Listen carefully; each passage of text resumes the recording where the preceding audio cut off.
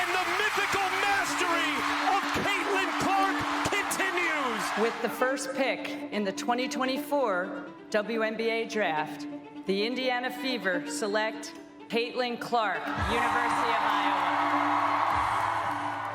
Over the past couple years, I've just gotten a lot of attention in the media, and a lot of it has been focused on me and other white athletes. This woman you see right here is who the mainstream media and clearly the WNBA wants Caitlyn Clark to be. If she was this person, you wouldn't be witnessing the most outrageous, politically motivated athlete attack in sports history. Despite already being by far the most popular player in league history, you've been fed more Caitlyn Clark politics than highlights. It's kinda shocking considering she's a person who chooses to only speak about basketball. Somehow that hasn't stopped the media and most of the players and coaches inside the WNBA who are seemingly dead set on turning her into a political pawn. It's a dangerous move, one that could cripple the league's chances of inspiring a new generation. On the surface, it might seem like silly headlines, but the stakes are higher than they've ever been before. Make absolutely no mistake about it. If the political assault of Caitlyn Clark continues, it will end up costing the WNBA the opportunity to grow from a poverty league that's never turned a profit into a league that competes with the men. It's okay for leagues to admit they need help. The NBA Finals were on tape delay before Larry Magic arrived. The MLB hit rock bottom before Sosa and McGuire exploded. It's no secret that the power to inspire a new generation lies in the hands of superstars. I'm not going to waste your time running through Caitlyn's resume, but I will take it a step further. She's the most popular athlete to turn pro since Conor McGregor burst in the scene in 2008. It's a bold statement, but look at it like this. Who else, other than Conor, can say they put a niche league on their back and carried it into mainstream success? It's hard to explain just how powerful the Caitlyn Clark effect has been, but luckily we have numbers. Iowa's NCAA title game drew 18.9 million viewers. That wasn't just higher than the men's title game, it's significantly higher than the last 4. It was a brutal loss for Caitlyn, but nobody could deny the women's game was in the best place it had ever been. All good things didn't need to come to an end, but unfortunately, the WNBA wasn't prepared to take the next step. Their problem was, and still is, simple. Caitlyn Clark is not Paige Bueckers. And if you're wondering why I keep referring to Paige, who's also a great player, it's because of this clip from the 2021 ESPYs. With the light that I have now, as a white woman who leads a black-led sport and celebrated here, I want to show a light on black women. They don't get the media coverage that they deserve.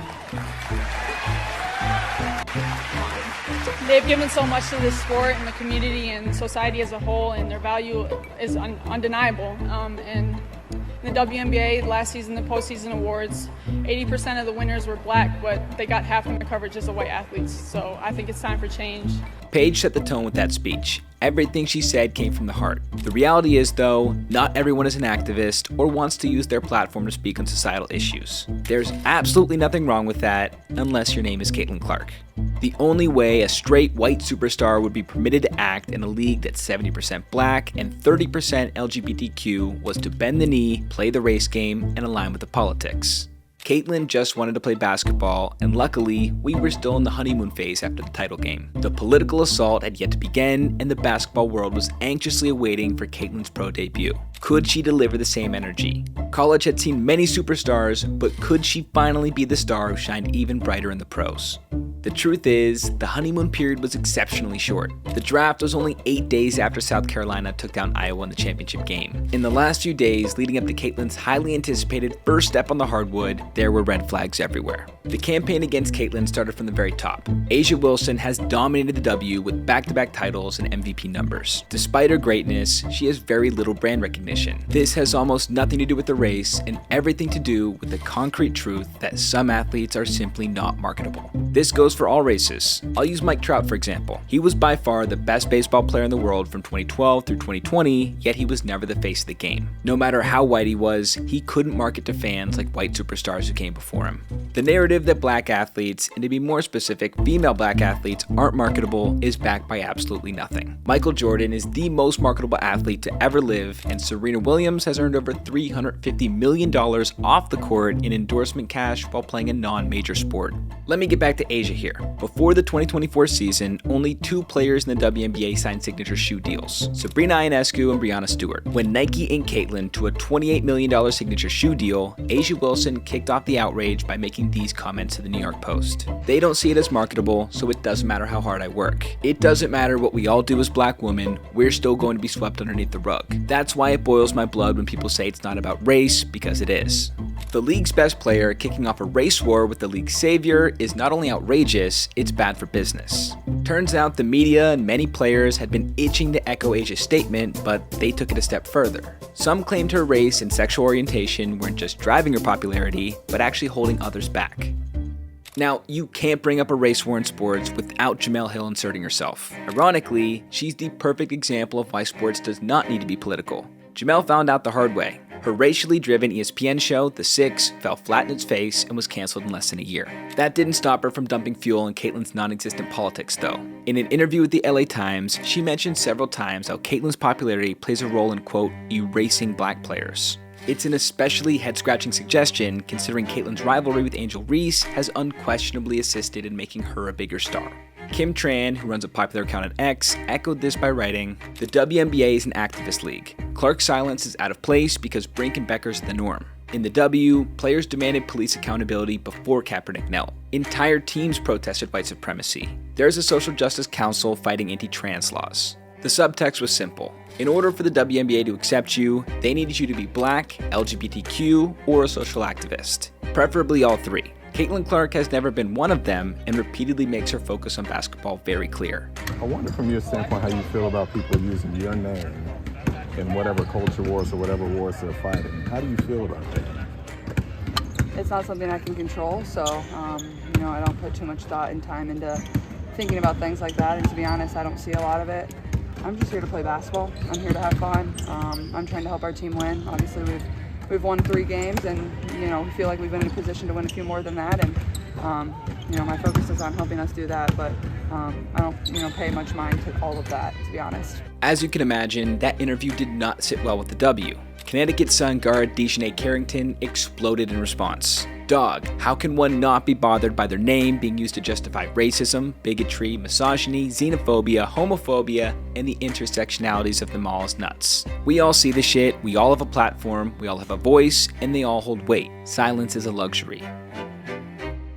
Despite the negative press, Caitlyn didn't disappoint in her debut. She poured in 20 points in a game that drew a record 2.1 million viewers. For reference, the 2023 NBA opening game drew 2.7 million. It was beyond obvious that Caitlyn was exactly what the W had been waiting for. Even LeBron agreed. For anyone that's, in sports that's flown commercial or flown, charter, that should be celebrated. And it's because of Caitlyn Clark. Don't get it twisted. Don't get it fucked up.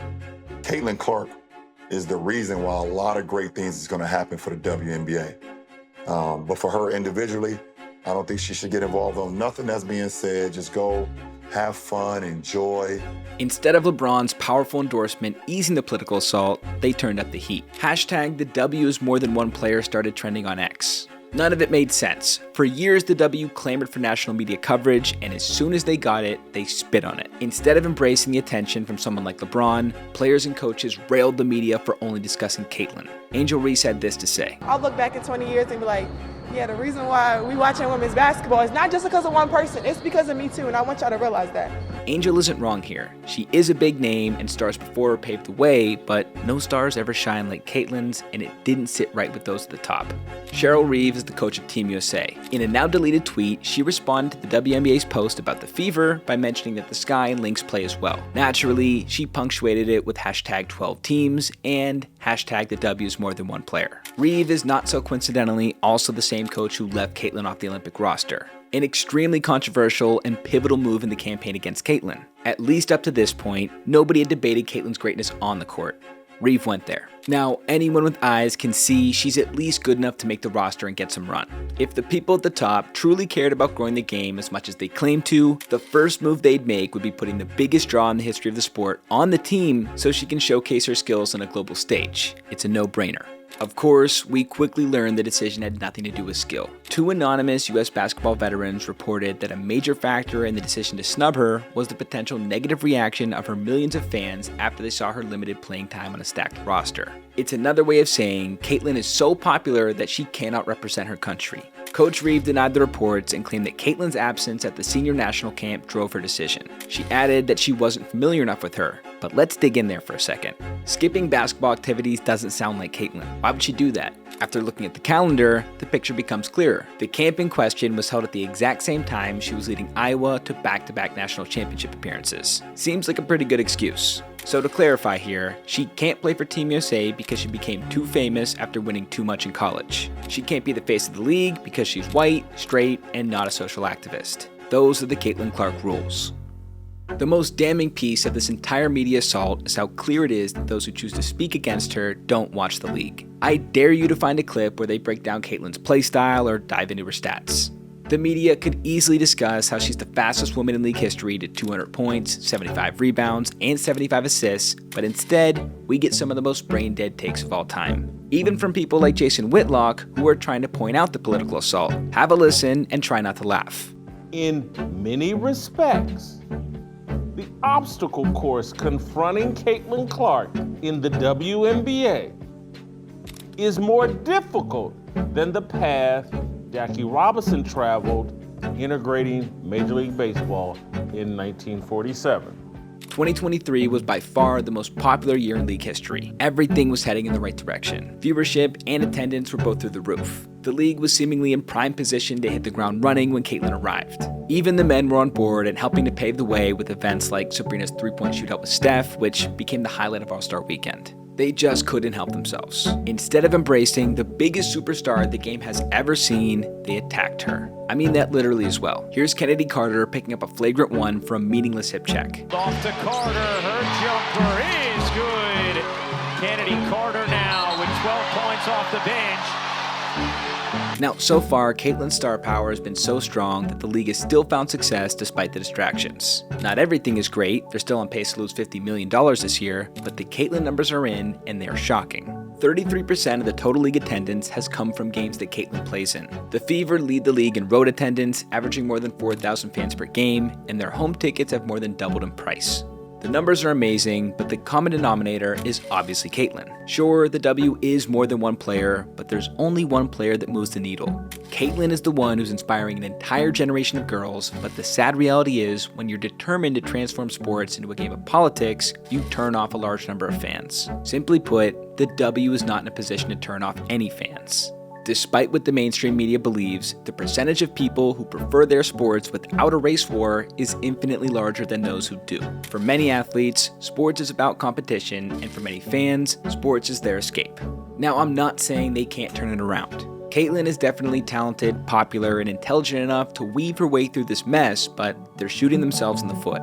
I'm not suggesting athletes shouldn't feel empowered to speak their minds. They absolutely should if that's what they want, but they need to respect those who choose to focus on the game. The WNBA has forgotten this lesson, and if they continue down the path they're on, they'll soil a golden opportunity to change their league forever.